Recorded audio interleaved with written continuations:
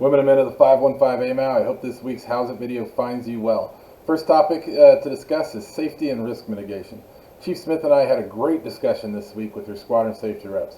One of the items we talked about was a culture of safety and our wing priority that every airman and family member feels valued, respected, and safe from harm. It's literally right in our wing priority. Also, one of our tenets, this idea that we're going to operate safely, by the book, and then on time, because that's how military professionals operate.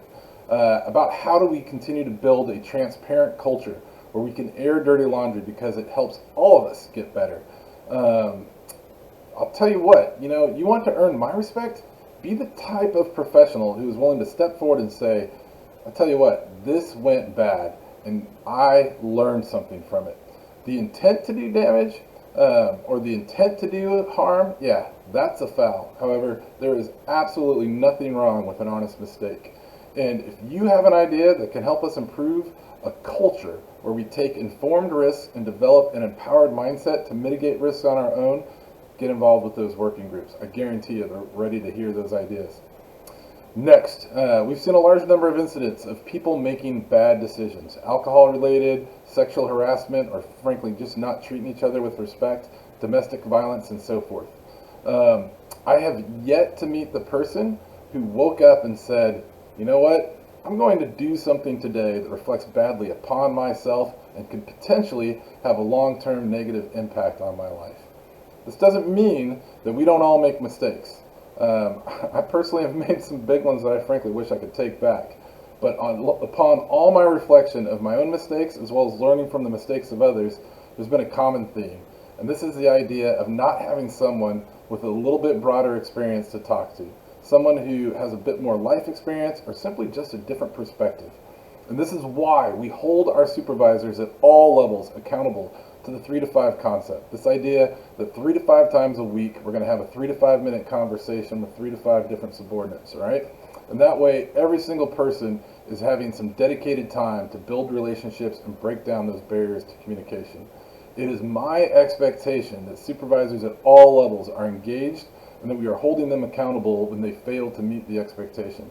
Yeah, it's a tough job, but it is also why we respect our supervisors for taking on their supervisory roles, and it's also why we provide them with the authorities accordingly. Lastly, COVID continues to spike, specifically with the Delta variant, so now is a very good time to be dusting off those best practices and improving where we can from where we were before. I also want you to know in your heart that COVID policies are not targeted at any one person individually. That's just simply not who we are as military professionals.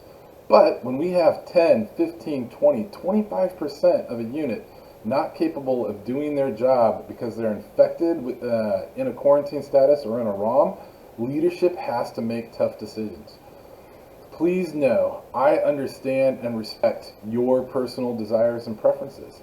But it is our duty as leaders to put personal desires and preferences aside to include our own personal desires and preferences when needed to get the mission done. And I think the most clearest example of this is, as much as I desire and prefer to go home to my family, I will absolutely make my wife a widow and my children fatherless should my number be called to get the mission done right alongside you. So that's where we're at on it. Do know that the best tool remains vaccination when it comes to the COVID pandemic.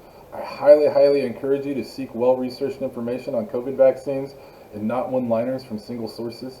Talk about it with your friends and family, and I realize that these are not easy conversations to have, but they're important conversations.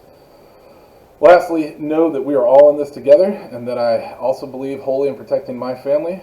My daughter turned 12 last month, and on her birthday, she was at Walmart getting her first Pfizer jab. So please recognize that we are all in this together. Finally, as always, continue to get smart on COVID vaccines, wash your hands, maintain social distances, wear a mask as appropriate, and most importantly, just take care of each other. Press.